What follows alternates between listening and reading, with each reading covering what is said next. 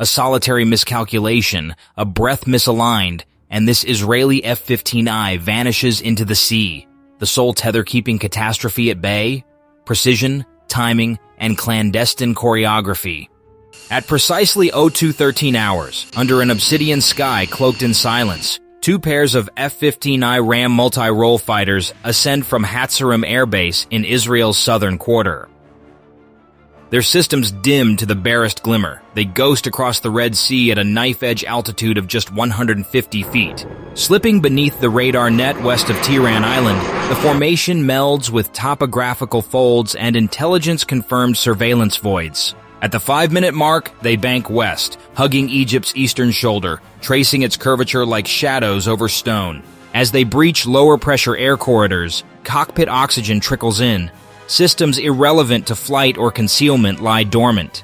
The lead pilot's gaze never falters. His visor, a translucent theater of warcasts, projected topography, threat vectors, and radar symmetries directly into his sightline. No eyes stray downward.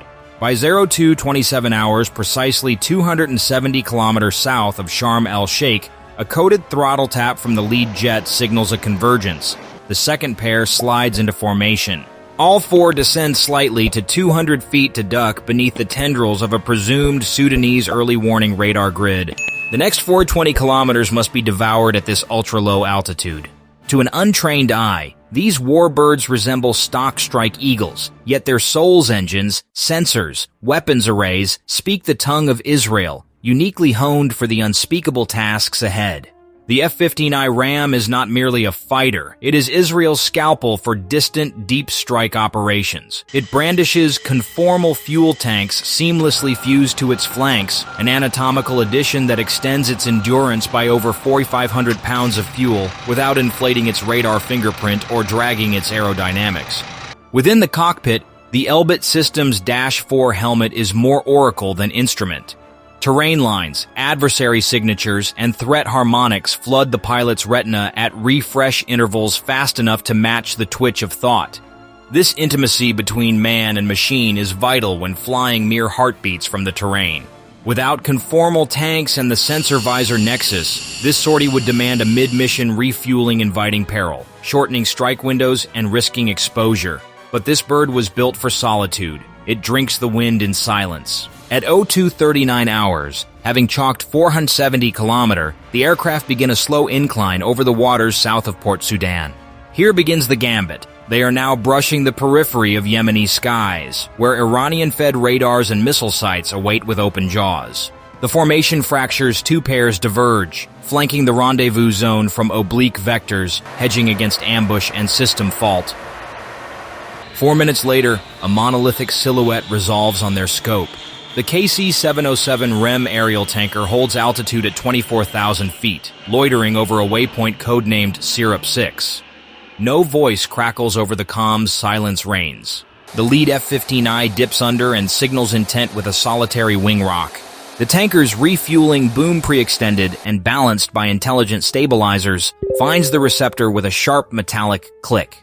Each ram gorges on fuel in under 180 seconds, gulping enough for a combat radius of 1,600 kilometers at full arms load. Beneath them, the Red Sea slumbers. Beyond its mirrored surface, hostile radar arrays blink into awareness. Adapted from Boeing's 707 airframe, the REM isn't merely a fuel truck, it's an airborne lifeline.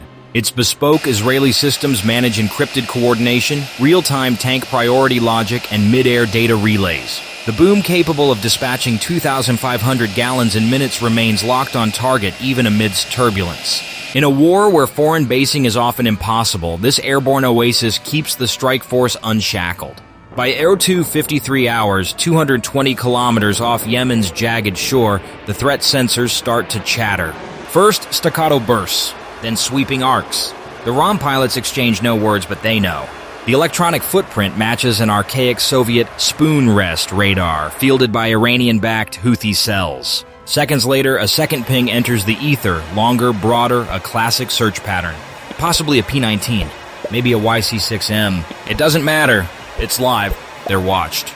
The pilots descend once more, bleeding altitude to re-enter the radar shadow zone. One pilot reaches left, A deft twist of a rotary switch, and the ELL-8222 electronic warfare pod murmurs to life beneath the fuselage. It doesn't shout, it whispers dissonance. Static blooms on enemy radar screens. There are no blips, no vectors, only fog. The trailing F-15I triggers its jammer 3 seconds later. Now the pods operate in symphony, broadcasting staggered interference pulses that falsify heading, range, and altitude. Even if the enemy fires, they'll be lobbing iron at apparitions.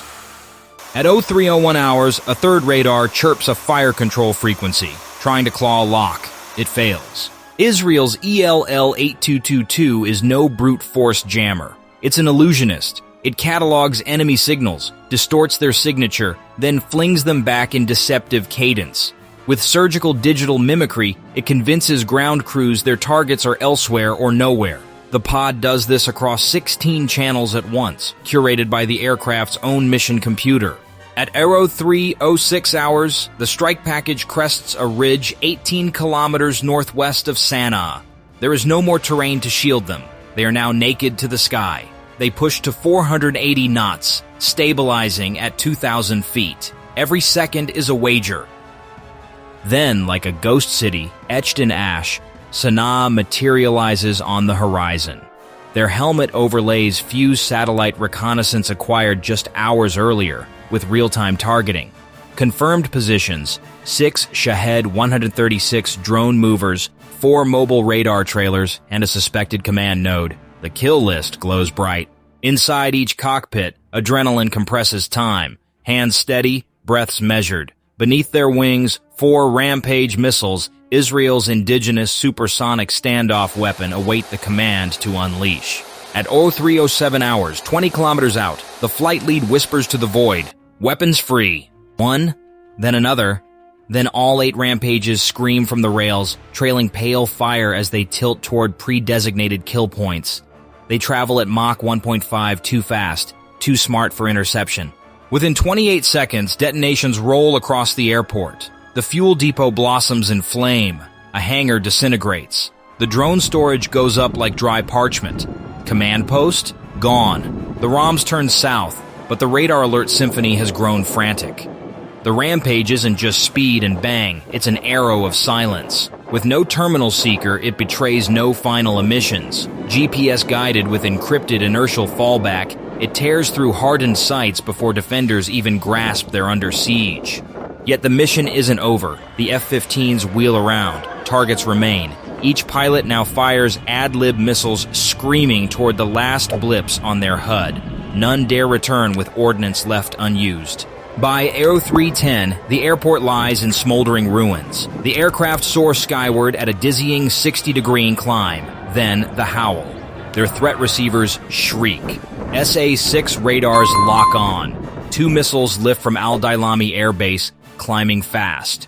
Bearing 278, speed Mach 2.5, distance 32 kilometers, closure time 39 seconds, altitude ceiling dangerously close. Chaff bursts into the ether. The flight splits each jet, carving a distinct path. There's no room to dive. The only escape is up. Afterburners roar, pressure slamming pilots into their seats. The lead's readout ticks furiously. They're seconds from coast crossing, but the missiles persist, tracking ghosts now, not men. At last, the SA-6s spiral, disoriented, losing coherence. They erupt in fruitless light far behind. The jets, unscathed. But their pilots? Each walks away with a new story stitched into their bones and flight suits that may never be the same. At 0317 hours, silence doesn't return, it recoils. After evading death by a hair's breadth, the ROM flight, now rejoined in loose echelon formation, presses westward. The cockpit scent is ozone and sweat. The vibrations of combat still echo in the pilot's bones. Below, the flicker of fading fires from Sanaa marks the scars they've just carved into the night. But the mission isn't complete, not yet. Every pilot in that flight knows the score. Success is measured not by the bombs dropped, but by the wings that make it home. Their mission computer pings, encrypted comms, no voice, just data. A new corridor is relayed, pre-cleared through Red Sea airspace, with satellite-monitored thermal signatures watching every square meter. Time to vanish again, to shed visibility like a serpent drops its skin. At 0330 hours, the KC-707 Ra'am looms again in the night sky, drifting ghost-like over its loiter box. Code Syrup 7, second contact, second lifeline. The boom extends like a sword of salvation. The rendezvous is swift, quiet, surgical. Each ROM refuels with the desperation of marathoners gulping oxygen. They are not just fueling engines, they are restoring reach, rebuilding margins of survival.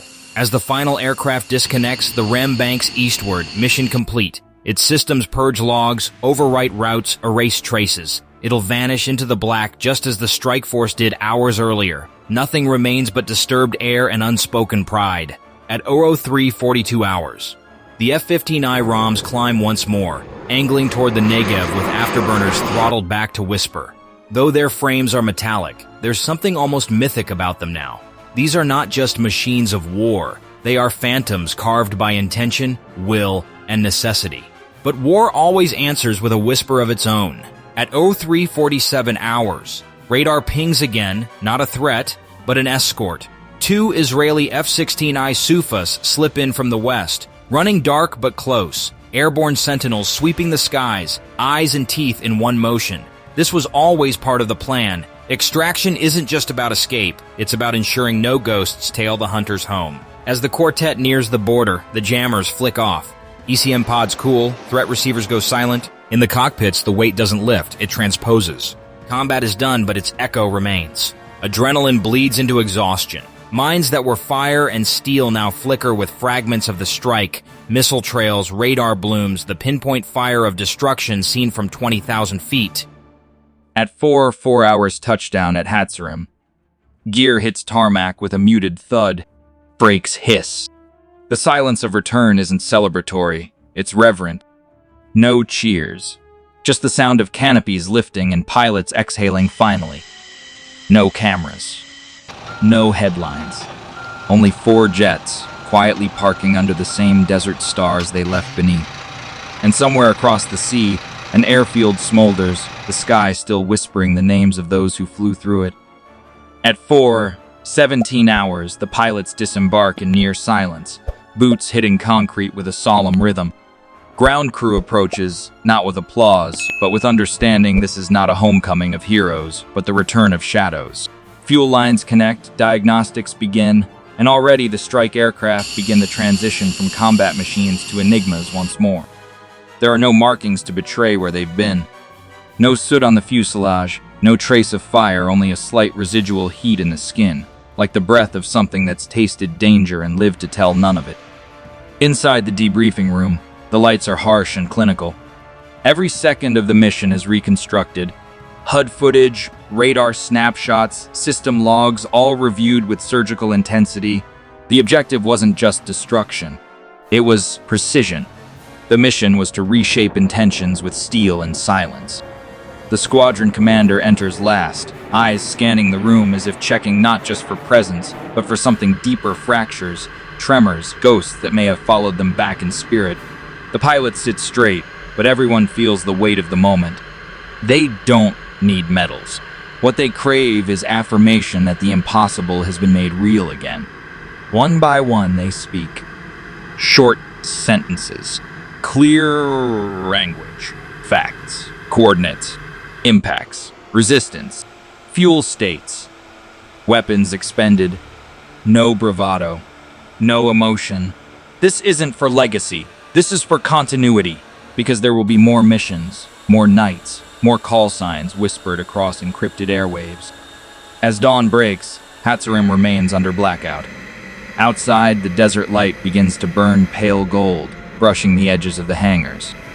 The jets sit quietly now, masked beneath camouflage netting. The world doesn't know what just happened. That's by design. For now, the war remains unannounced. The fires they started will be blamed on accident or insurgents or whispers in foreign languages. But the message was delivered, unmistakably, to those who needed to hear it. And somewhere in a command bunker beneath sand and steel, a red phone rings. Because the silence that follows an Israeli deep strike isn't peace. It's warning.